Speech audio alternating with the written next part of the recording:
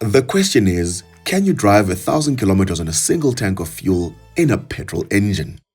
Well, let's find out, because we're going to be putting our BMW G20 320i to the ultimate real-world efficiency test, paired with the Radar Dimax R8 Plus tires, to find out exactly how far you can really go when you drive like a normal person. Now, we've done the Johannesburg to East London road trip countless times in this very G20, but this time around, we'll cap our maximum speed at 120 kilometers per hour. So, without wasting any more of your time, let's hit the road.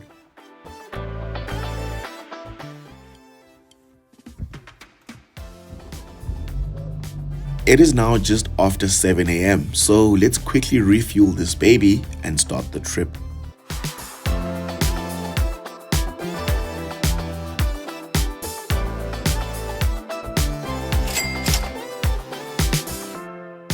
You already know it's not a road trip without some snacks and beverages, bruh.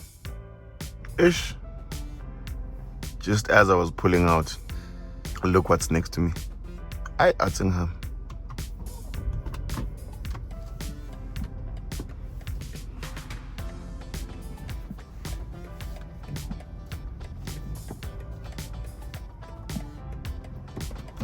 My only rule of engagement when it comes to this video is, if you come across your hometown or any town that you're currently living in, feel free to drop a shout out in the comment section.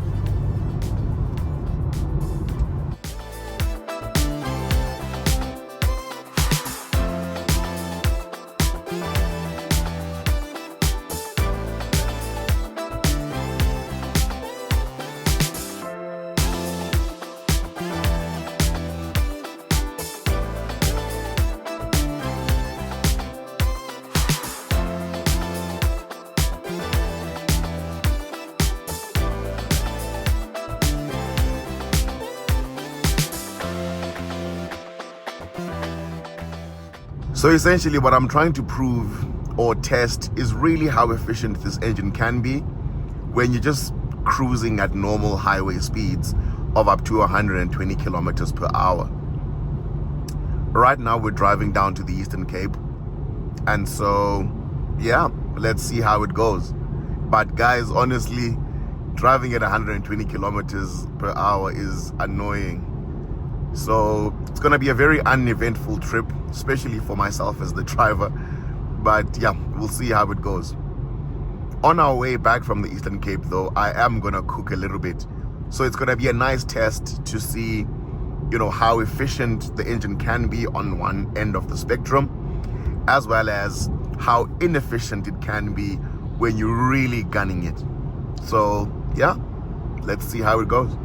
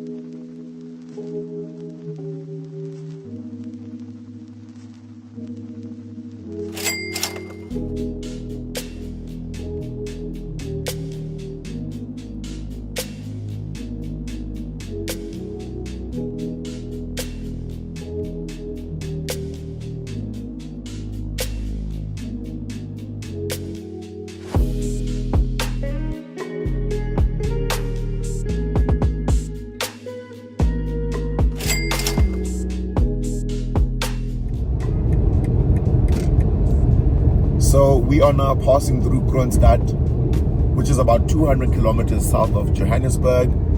And just to kind of show you briefly, we have been traveling for about 2 hours now, which is very slow in my standards, but it is a tranquil journey nonetheless. And for once in my life, I don't have to worry about looking out for traffic officers. So yeah, very uneventful, but you know, tranquil at the same time. So yeah, let's keep going. Currently on the Radar Dimax R8 Pluses for this road trip, and I must say that road noise is quite minimal in the cabin. especially considering that these are run flat tires. But hopefully I come into some rain and test that out as well. I'm eager to see how they perform in rain. I think that's the only test that I haven't done so far.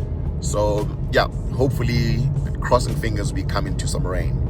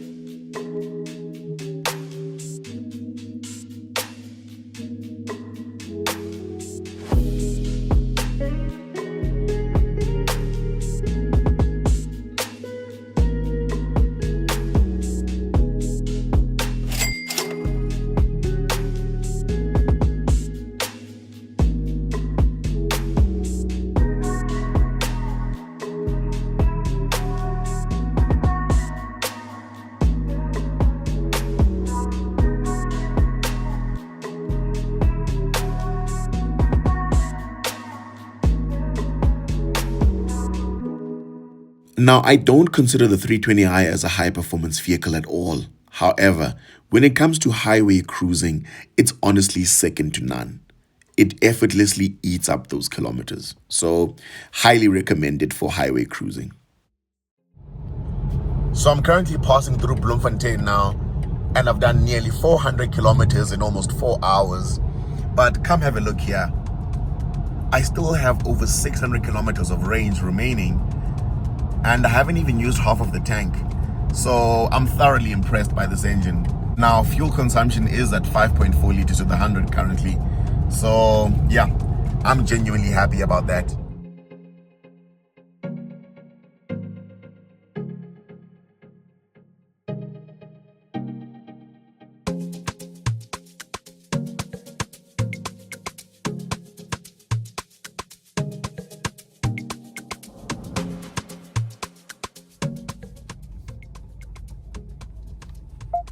I love the customer service at this engine one stop in Bloem, but the coffee is horrendous. It doesn't even fill all the way up to the top.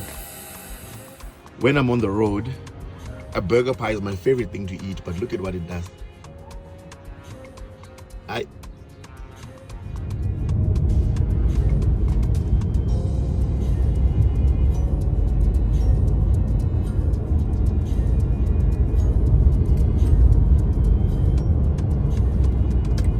Why? I'm gonna anxiety, but how am I gonna end it?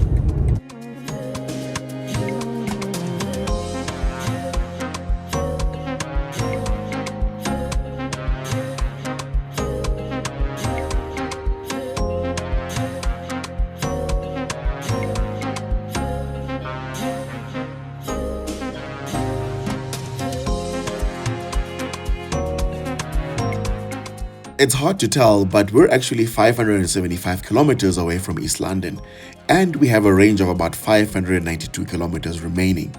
So technically we should be fine, but I don't want to count my chickens before they hatch because we're about to enter the Eastern Cape in a couple of hours.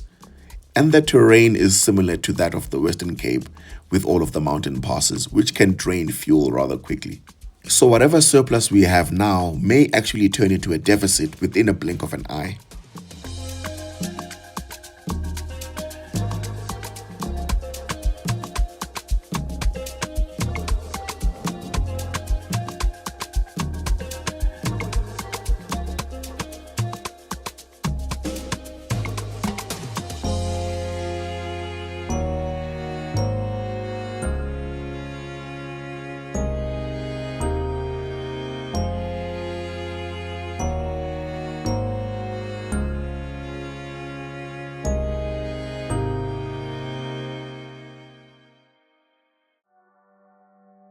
Touchdown Elwell North.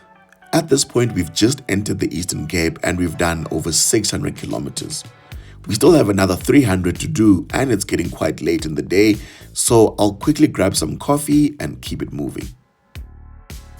I have a few cousins from LL North, and we actually used to walk to this Pick n Pay as kids, so passing through here brings back a lot of memories for sure.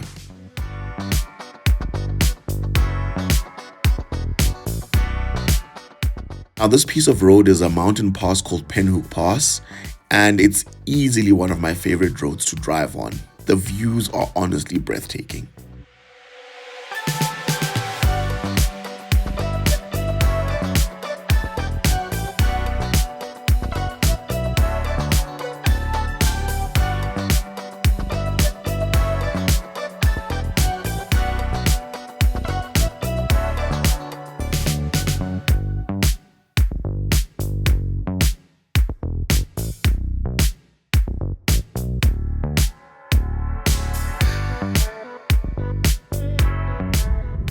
So you guys are gonna think I'm lying to you at this point because we are passing through Queenstown and I have family here too.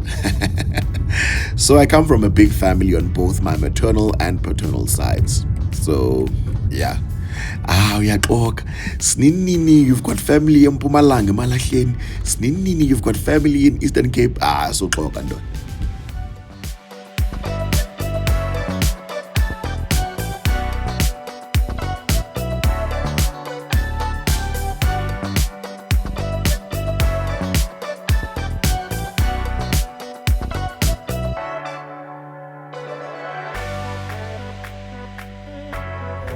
We have about 78 kilometers left to East London, and currently we've done 900 kilometers so far on the tank, and we still have 105 kilometers of range left. So crossing fingers we get to East London.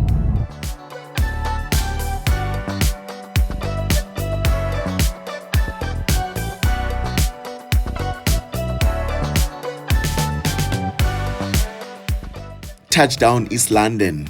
After 10 hours of driving, we finally made it. So let's quickly recap our stats for the day and close off today's portion of the trip. As you can see, we've traveled 976 kilometers in total at an average fuel consumption of 5.6 liters per 100 kilometers. By the time we stopped to refuel in East London, we had only 31 kilometers of range left, which would then bring the total real-world range to 1,007 kilometers on highway driving. Apologies for the maneuvering, guys. This is honestly amateur camera work right here.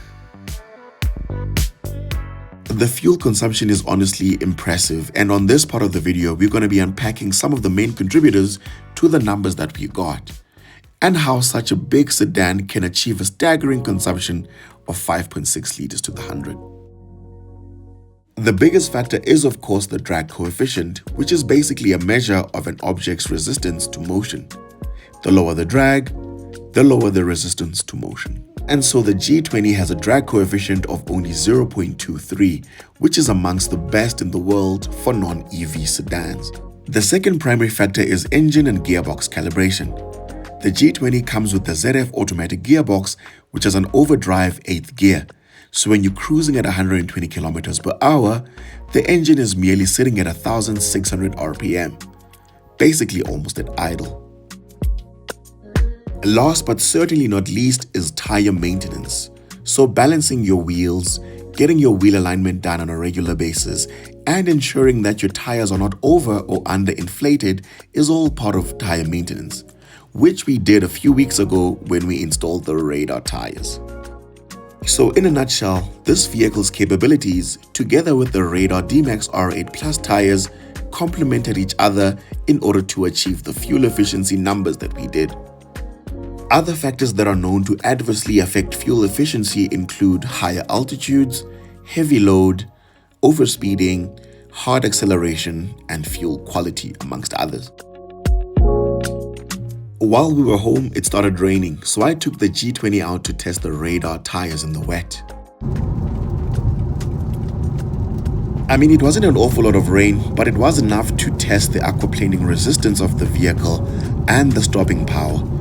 Interestingly, the Dimax R8 Plus tires feature an all-new tread compound with 4 longitudinal grooves that provide exceptional grip in the wet and aquaplaning resistance. Well done, Radar.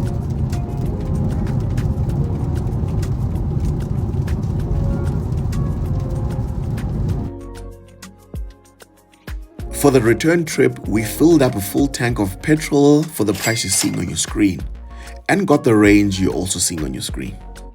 This is an excellent road to test the vehicle's technical ability and dynamic capabilities. This road is found between Kronstat and Stutterheim. Actually, it's technically called Stutterheim, but singabaXhosa fondini, so it's Stutterheim to us. Oh man, so I'm thoroughly enjoying this road and testing the Radar tires. If there's one thing about this road that you need to look out for is cattle, of course. There's quite, a handful, especially at this time of day. I mean, we're it's 6 a.m. now, and anything can come out of these bushes at any point in time. So you really need to be careful. Another thing about this car is that it doesn't come with any intelligent lights or whatsoever. So I have to manually dim the lights myself so as to not, dazzle oncoming traffic. So if there's one thing I would get or consider getting on my next car, would definitely be intelligent lights, as well as adaptive cruise control. I mean, I do quite a lot of road trips, so I would really love to have those two.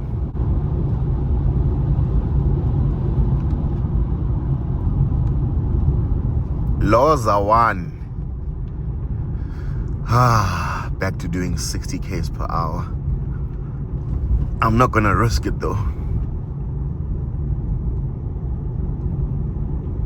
But as soon as I find an opening, I shall overtake, because there's just no way. Gauteng is far, guys. I can't be, doing 60 k's per hour on these kinds of roads. Otherwise, it'll take me a full day to get there.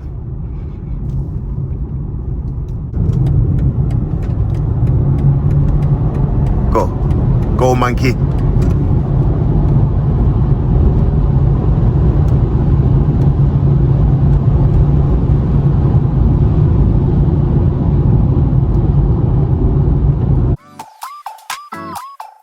We are now well into the second leg of this trip, and we're intentionally not driving as efficiently as we did when we were driving down, just to test how much speed actually affects fuel efficiency.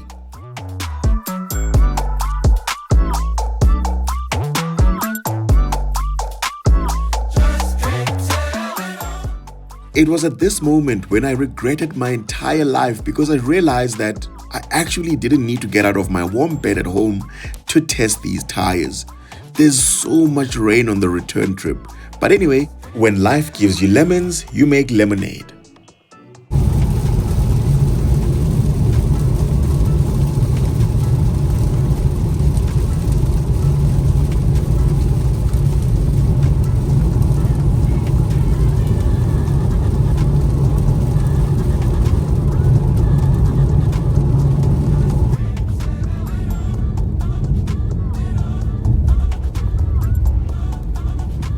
So this piece of road is found on the N6 friendly route, and it's situated in between Alwell North and Bloemfontein.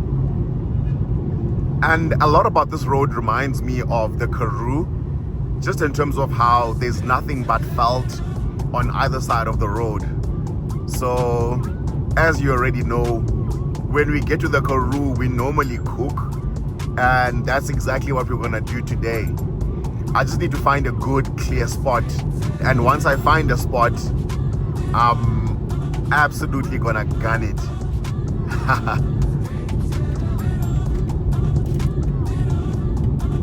Oh, what's happening here now?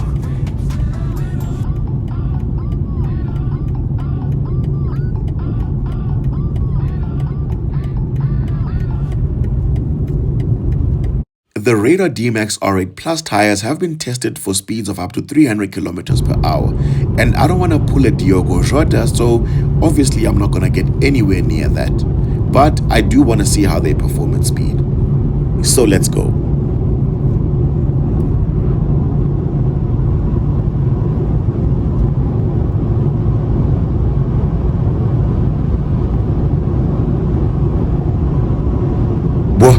Ingathi iplane fondini lele ngu-SAA.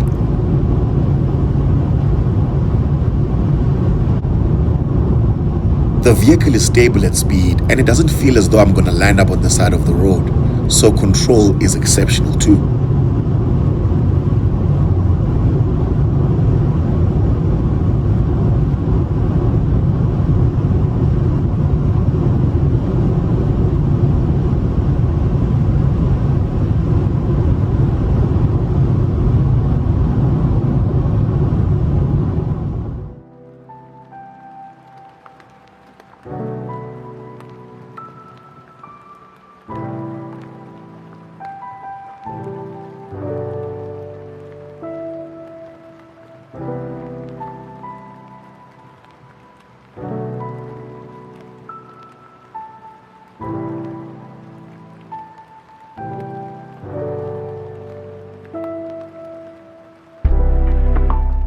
We are at Engine One Stop in Bloemfontein once again to get a quick leg stretch before our final portion of the journey.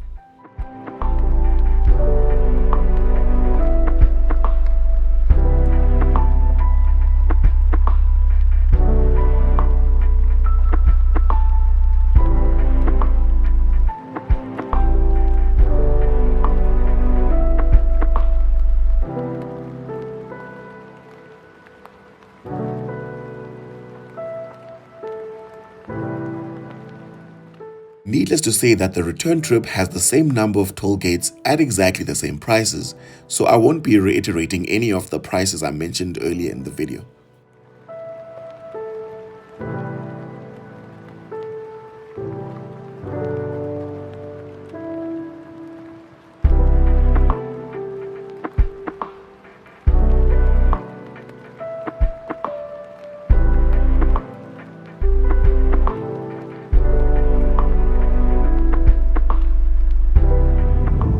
Mtshana ndihlala eGauteng. Saphi CV yakho ndikufakele phaa kum esibani. Ndim ophetheyo phaa emsebenzini. And just like that, we are back in Johannesburg. The time is now just after 3 p.m. and I'm honestly glad that we arrived before sunset so that we can just sit back and enjoy the rest of the day before the crazy week starts. Now we've done 950 kilometers coming back to Johannesburg because the trip started in Eqonce and not East London. And we completed this in 8 hours and 42 minutes of actual driving. We achieved a fuel consumption of 7.3 liters to the 100, which is substantially more than when we were going down. So it's pretty clear to see what impact speed has on efficiency. When it comes to the argument as to whether you should get a 320D or 320i, I think it's entirely up to you. If you're going to be towing a trailer with 5 occupants in the car, then the 320D is going to be the more efficient option. However, if it's just you and your spouse, and maybe a couple of kids with a few suitcases in the boot, then the 320i is more than enough. This B48 engine is honestly bulletproof. I mean, I've done nearly 70,000 kilometers in almost 4 years. And the vehicle has never seen the inside of a BMW workshop, apart from its annual services, of course.